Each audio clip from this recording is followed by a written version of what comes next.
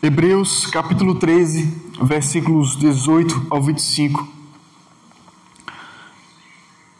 Assim diz as Sagradas Escrituras: Orai por nós, pois estamos persuadidos de termos boa consciência, desejando em todas as coisas viver condignamente. Rogo-vos com muito empenho que assim façais, a fim de que eu vos seja restituído mais depressa.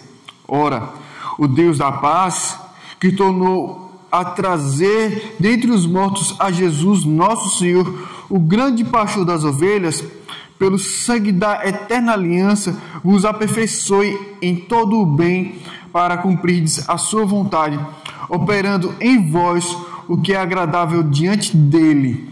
Por Jesus Cristo, a quem seja a glória para todo sempre. Amém.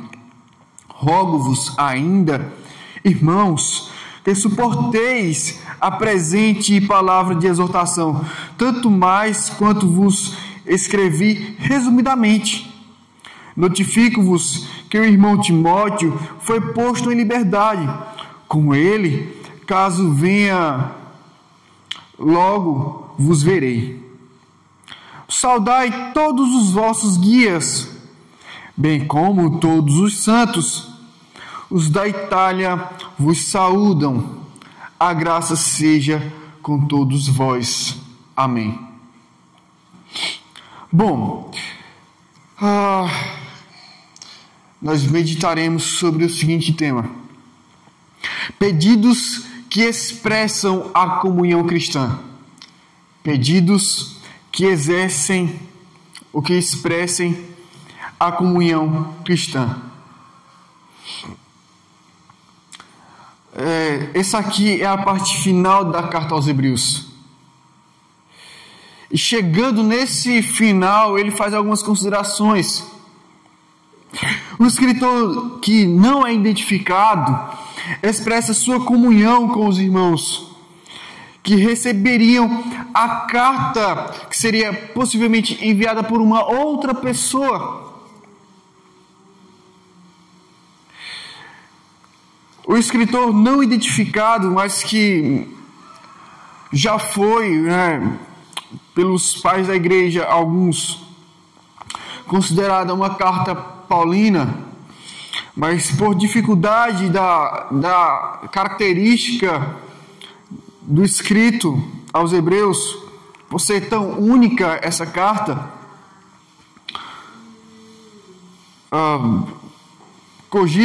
cogita-se que foi alguém próximo ao apóstolo Paulo.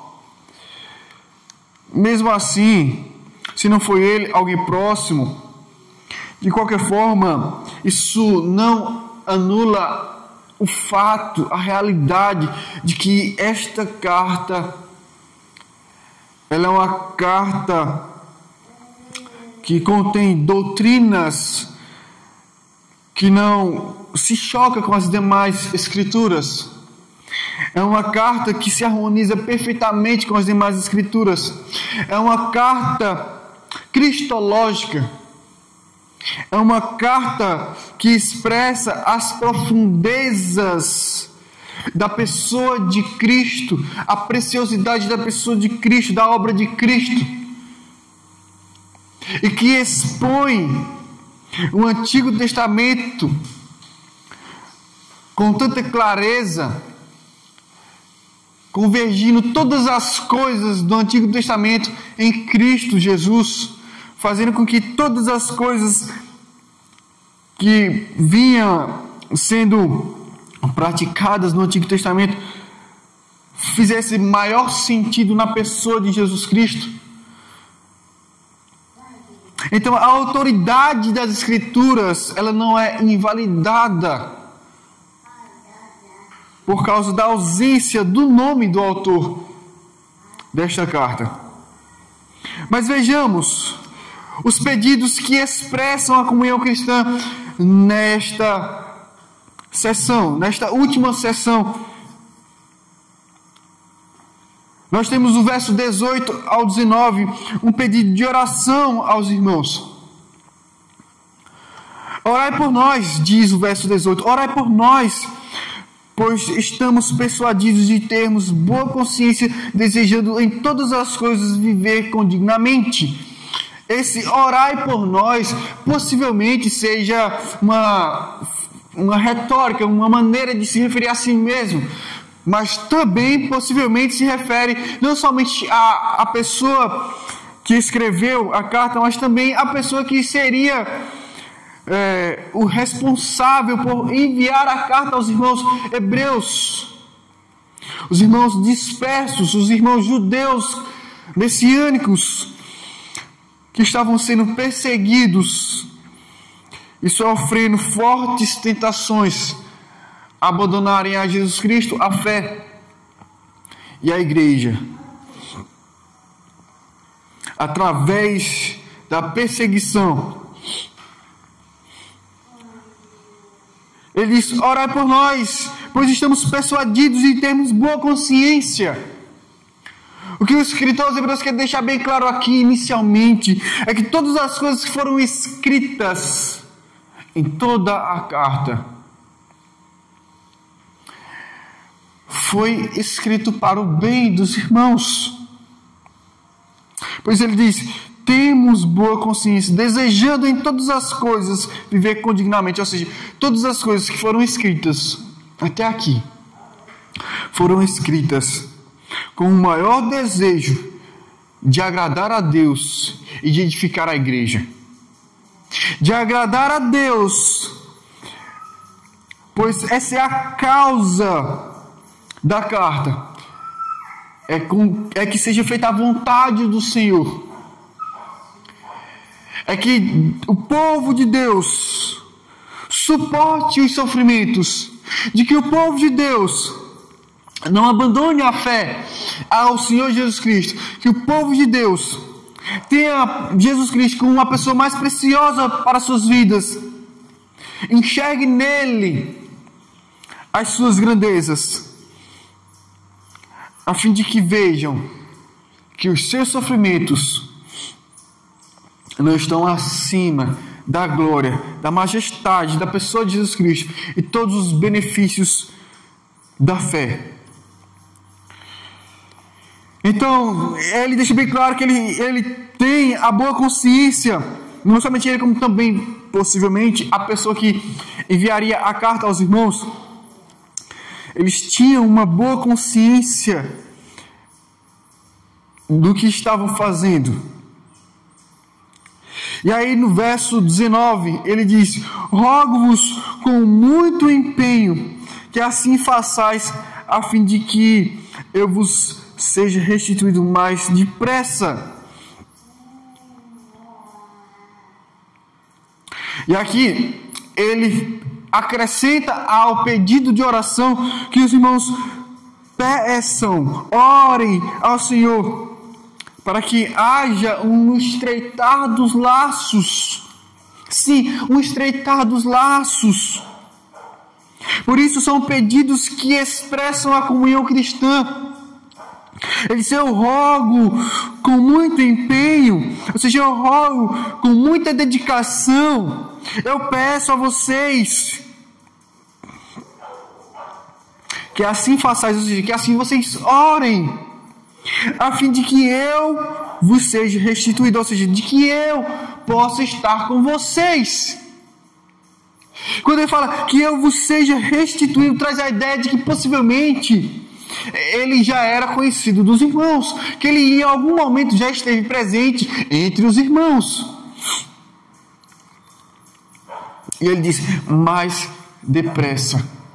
E aqui ele expressa a urgência, a necessidade, vamos dizer até assim, a ansiedade, como se ele não visse a hora de ter a oportunidade de estar com os irmãos, para um maior conforto aos seus corações e consolo. Ou seja, eles não somente teriam a carta para o apoio a eles, mas também teriam a presença deste grande líder. Nos versos 20 ao 21, nós temos um pedido a Deus pelos irmãos. E aí ele diz, ora, e aqui ele está já fazendo uma doxologia, ou seja, uma exaltação à pessoa de Deus e o Senhor Jesus Cristo, mas aqui, esta, vamos dizer assim, é um fundamento de uma oração, é o alicerce de uma oração. Ele começa exaltando a Deus, introduzindo sua oração. Ele diz, ora, o Deus da paz que tornou a trazer dentre os mortos a Jesus, nosso Senhor, o grande pastor das ovelhas, pelo sangue da eterna aliança, vos aperfeiçoe em todo bem. Até aí, veja, ele introduz a sua oração com uma exaltação a Deus. E aí ele chega onde ele gostaria de chegar em seu ponto de oração, o desejo do seu coração, o propósito de sua oração é o aperfeiçoamento em todo bem para o povo de Deus. Veja, o aperfeiçoamento, e não é esta a característica central da carta, o aperfeiçoamento dos irmãos, em meio às tentações, em meio às pressões, em meio às perseguições, em meio aos sofrimentos em que eles estavam sofrendo. Não era este o propósito da carta? E por várias oportunidades na carta ele fala para que eles sejam aperfeiçoados, para que eles cresçam,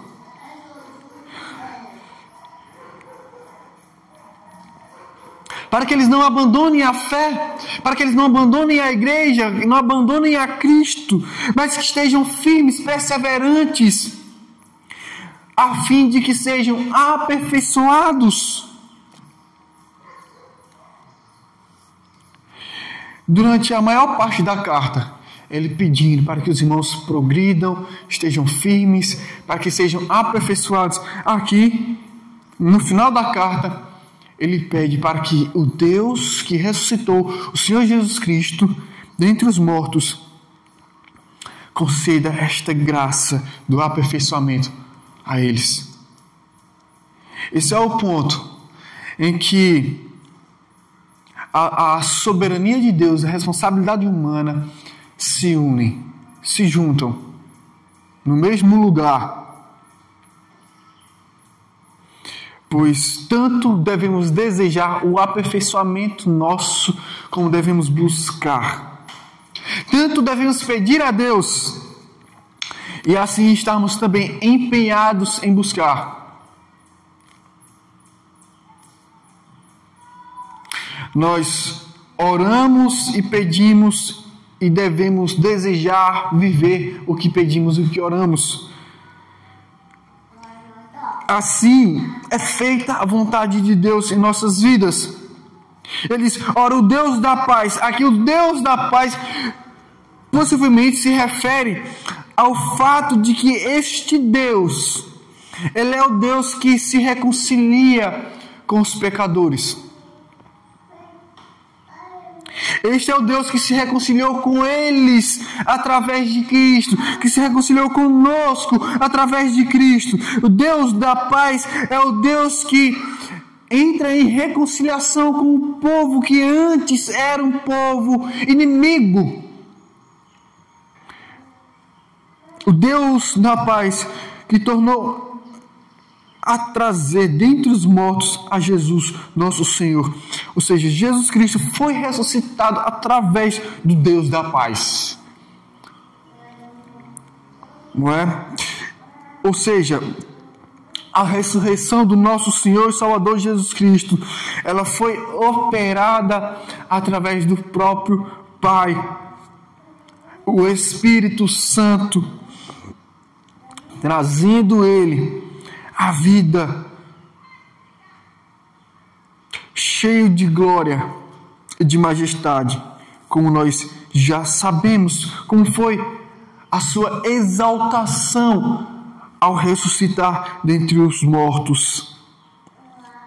E ele disse: o nosso Senhor, o grande pastor das ovelhas. Por mais que haja durante eras, pastores, líderes, presbíteros, diáconos, missionários e bispos, por mais que haja líderes e mais líderes, através dos tempos da igreja, das fases da igreja, há um pastor supremo que cuida de todos que faz parte de sua igreja. E aqui engloba até os líderes. Também estão sendo cuidados pelo Supremo Pastor. E aqui o Senhor Jesus é este Supremo Pastor. Ele é aquele a quem todos os demais líderes terão de prestar contas de como tem cuidado do pequeno rebanho ou do grande rebanho. Os demais irmãos, dos quais eles também fazem parte, onde todos estão sendo cuidados pelo próprio Senhor Jesus Cristo, o Supremo Pastor, o grande pastor das ovelhas, pelo sangue da eterna aliança. Porque não é assim, não foi assim em que nós entramos neste pastoreio, que nós entramos nesse aprisco. Foi através do sangue da eterna aliança. O sangue de Cristo derramado lá naquela cruz nos fez ovelhas dele, onde nós estamos sendo cuidados por ele, protegidos por ele, ensinados por ele. E ele estará cuidando de nós todos os dias. E aí este é o ponto de sua oração. Verso 20: vos aperfeiçoe em todo bem. Ou seja, esse Deus que ressuscitou Jesus Cristo entre os mortos nos trouxe a fé, a esperança no nome do Senhor Jesus Cristo, a nova vida, o novo nascimento, nos trouxe a redenção, nos trouxe a nova aliança através do sangue do seu Filho, nos trouxe perdão, reconciliação, nos trouxe arrependimento, nos trouxe graça. Ele nos aperfeiçoe. Ele nos aperfeiçoe em todo bem. E aqui há uma generalidade, sim, mas é este o objetivo dele. Ele não pretende fazer uma exposição detalhada de todas as bênçãos espirituais nas regiões celestiais em que nós sejamos aperfeiçoados. Realmente, ele está sendo breve e objetivo. E ele disse: para cumprirdes a sua vontade. Ou seja, sejamos aperfeiçoados para quê? Para que nós venhamos cumprir a vontade do nosso Deus e Salvador Jesus Cristo, operando em vós o que é agradável diante dele e não diante de nós. Veja que em nenhum momento aqui da oração ele pede para que o sofrimento seja cessado, que o sofrimento acabe. Ele não pede por livramento, mas ele pede por aperfeiçoamento em meio aos sofrimentos. Ele pede para que o povo de Deus cumpra a vontade dele em meio às dificuldades, em meio às pressões. Ele pede para que o povo seja através de Deus. Ele pede a Deus para que o povo alcance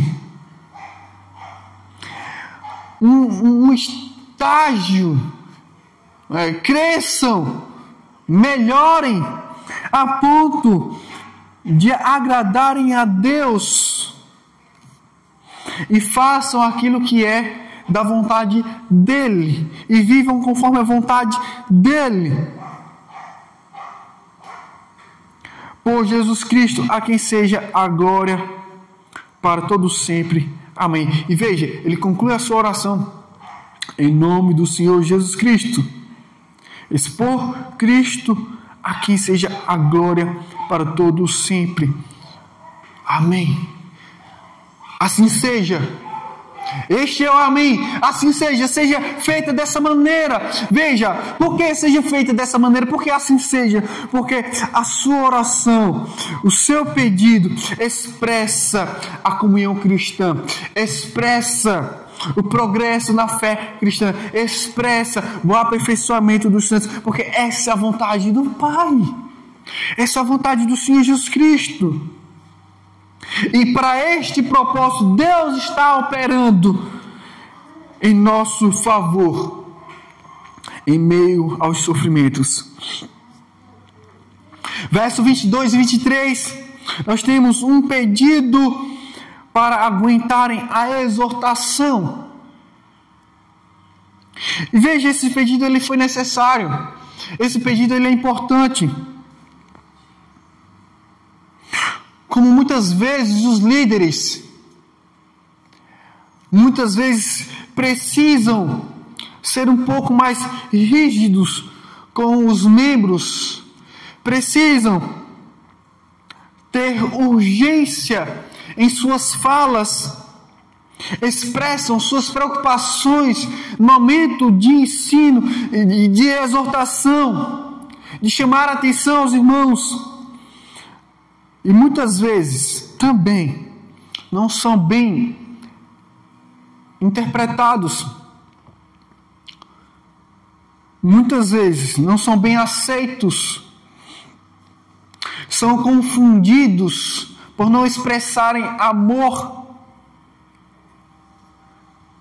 no momento em que estão cuidando do rebanho. E aqui ele expressa essa preocupação de que a carta não fosse rejeitada ao chegar no seu destino. E que quando ele fosse, pois ele expressa seu interesse em estar presente com eles, para que ele fosse restituído mais depressa, como está no versículo 19. Para quando fosse ter com eles, não houvesse uma divisão, não houvesse um desafeto, não houvesse a falta de amor, a falta de fraternidade. E ele diz: rogo-vos ainda, ou seja, peço ainda, irmãos, que suporteis a presente palavra de exortação. Ou seja, há muitas palavras duras contidas nesta carta, devido à urgência do perigo em que eles estavam correndo. As tentações eram fortes, as tentações eram muito sérias para palavras brandas, para palavras confortáveis, para palavras doces, vamos dizer assim. E ele alerta o povo, e ele exorta o povo, ele corrige o povo, mas também consola. Mas vejamos, ele pede para que eles suportassem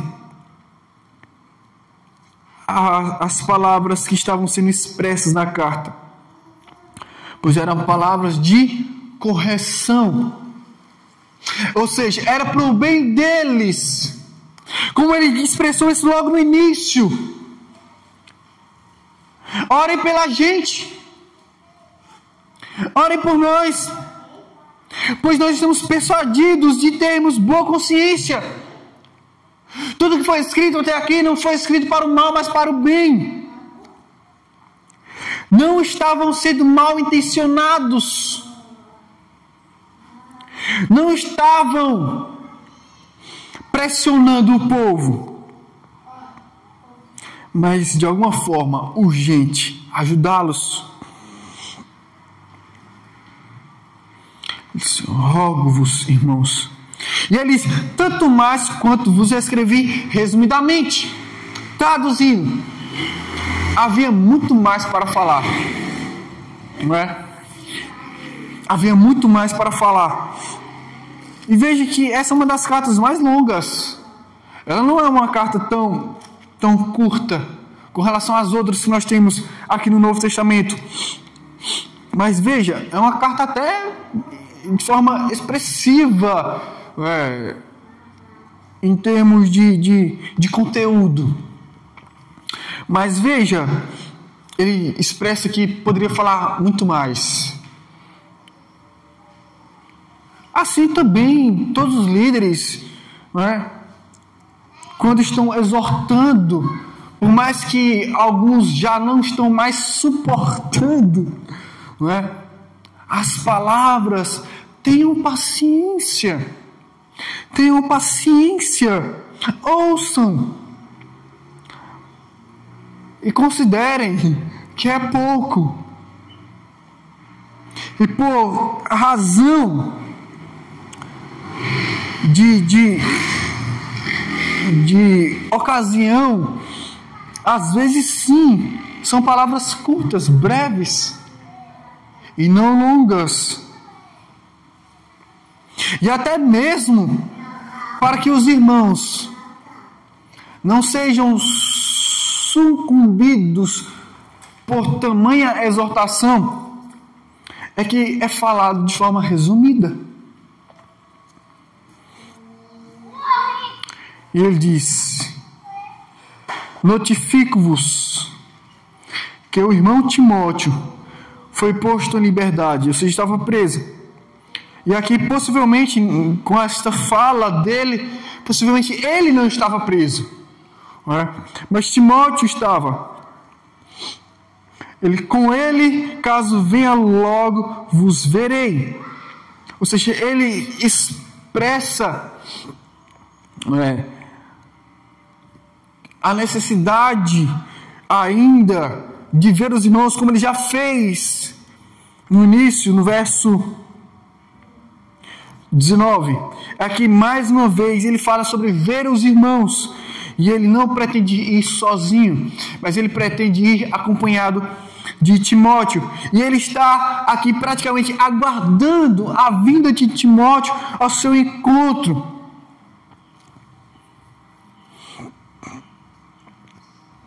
E nós não sabemos onde ele está, mas ele espera que Timóteo o encontre, vá até ele, para assim eles juntos possam ir ao encontro dos irmãos, os quais a carta estava sendo destinada.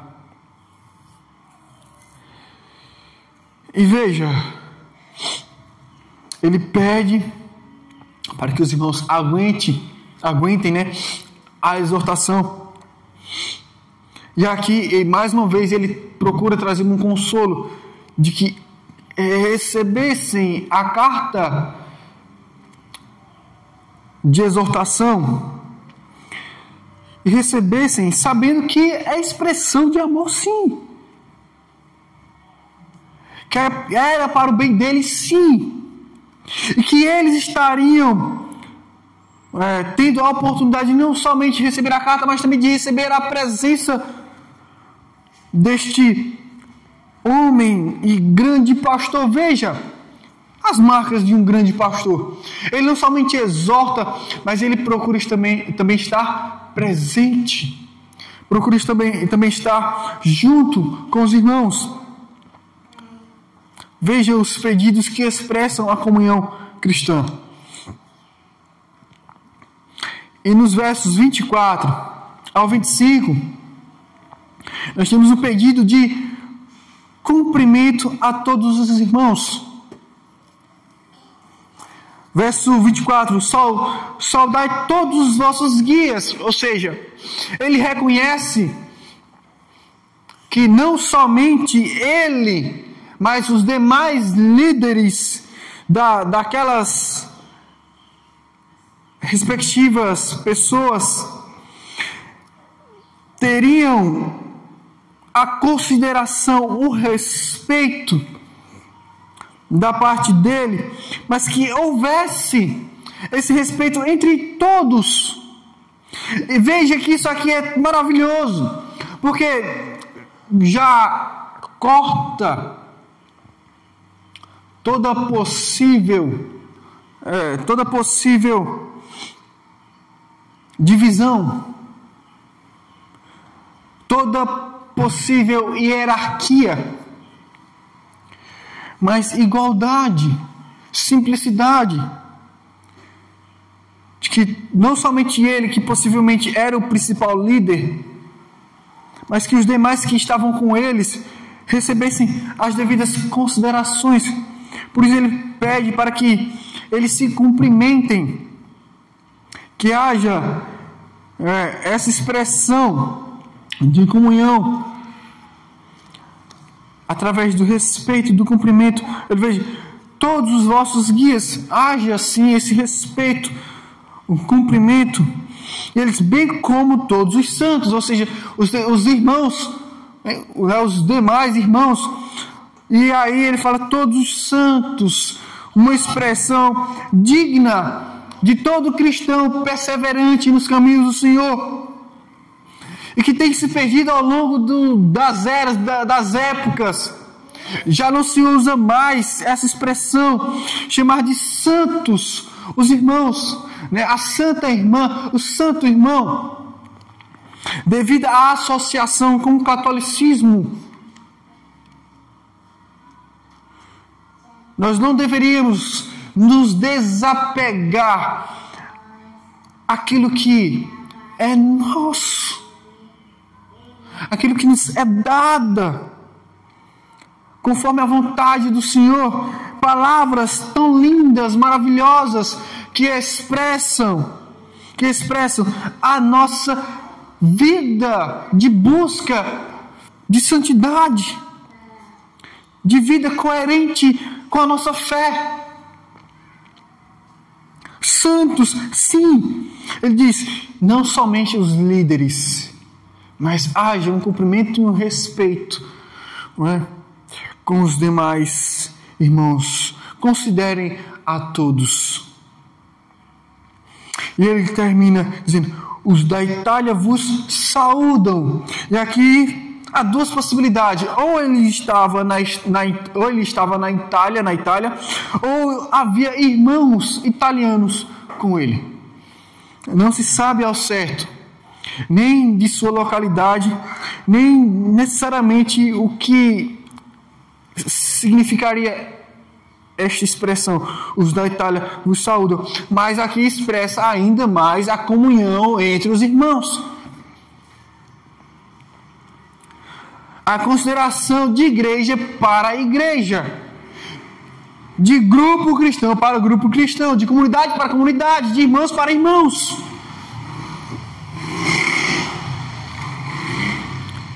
Veja os pedidos que expressam a comunhão cristã. E ele termina com outro pedido dizendo, a graça seja com todos vós.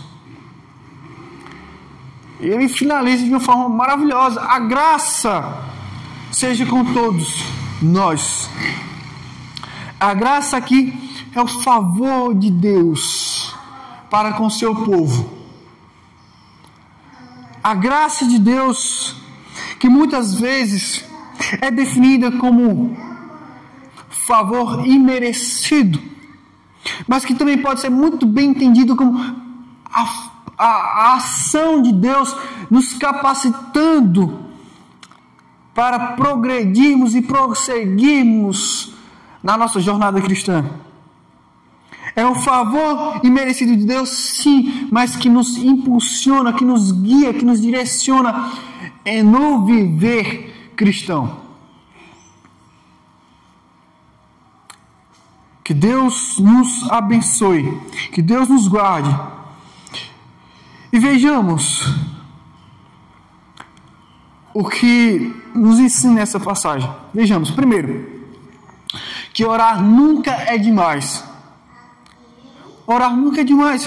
Veja que uma das marcas deste pastor, no final, ela é expressada por orações, pedidos.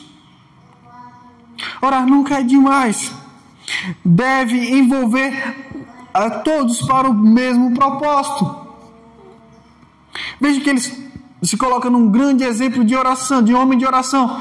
E aí a igreja precisa estar se empenhando no mesmo propósito das orações. Todos os pedidos dele aqui devem motivar e incentivar os irmãos a estarem orando e pedindo as mesmas coisas, com o mesmo propósito. Haja uma unidade, uma comunhão, um relacionamento, ainda que pela distância, e ainda em situações adversas, e situações diferentes, não é? Possivelmente, este pastor não estava na mesma posição em que os demais, eles estavam sofrendo, estavam sendo perseguidos. Possivelmente o pastor não. E para alguns, quando endurece o coração, poderiam até dizer assim: é muito fácil falar quando não está na mesma situação. É muito fácil. Mas veja, não é assim que nós devemos fazer? Pedir, orar, interceder uns pelos outros.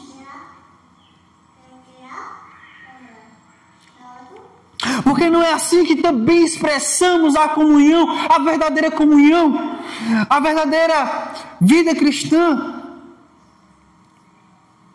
Mesmo à distância, mesmo quando não há mais tanto o que fazermos, não que só sobre, não, agora o que resta é orar. Não.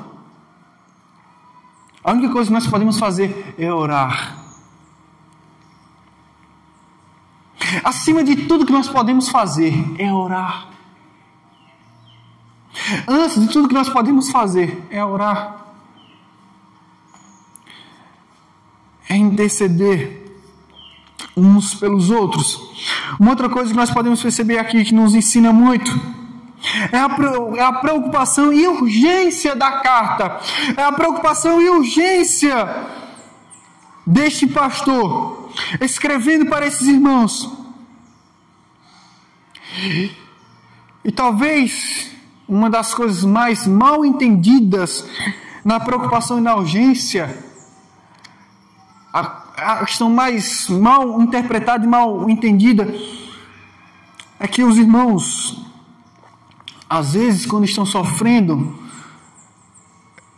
e quando são exortados em meio aos seus sofrimentos e às tentações, eles têm a dificuldade no acolhimento com palavras um pouco mais severas. Como no ditado popular, não é, que se encontra muitas vezes, né? Além de queda, coice, não é? Mas não é o caso. Não é além de queda, coice. Não é além de caído, sendo pisado. Mas é além de caído, sendo reerguido, mão estendida, com urgência sim, com pressa sim, com preocupação sim, com severidade sim. Isso não é falta de amor. Isso não é falta de amor, isso não é ausência de amor. Exortações sem amor, palavras sem amor, são para destruir, para humilhar, para desprezar, e não quando é para ajudar. Exortação não é para humilhar. Exortação não é para desprezar. A exortação, por mais severa que seja, dura, depende do ponto de vista dos irmãos. E aqui ele toma esse cuidado. Ele toma esse cuidado para que não seja mal interpretado. E uma das maneiras que nos livra da mal interpretação é quando nos é dada a oportunidade de nos explicarmos. Como ele fez. Ele se explica praticamente que os irmãos aceitassem as palavras de exortação, porque era para o bem deles. As palavras duras, as exortações que muitas vezes podem vir carregadas de palavras duras, mas é por amor, é com amor, é para o bem e não para o mal. Isso precisa ser entendido, tanto quanto ouvimos, tanto quanto estivermos sofrendo. Quando ouvirmos, tenhamos ouvidos obedientes, acatando todas as palavras e sabendo que é para o nosso bem. Uma outra coisa que nós podemos aprender aqui, com esses pedidos que expressam a comunhão cristã, é o respeito e a consideração uns para com os outros, uns pelos outros. Isso é muito importante. Quando ele faz o pedido de saudações, é realmente um estreitar dos laços, como muitas vezes ele já expressou o estreitar dos laços no desejo de estar presente junto com os irmãos.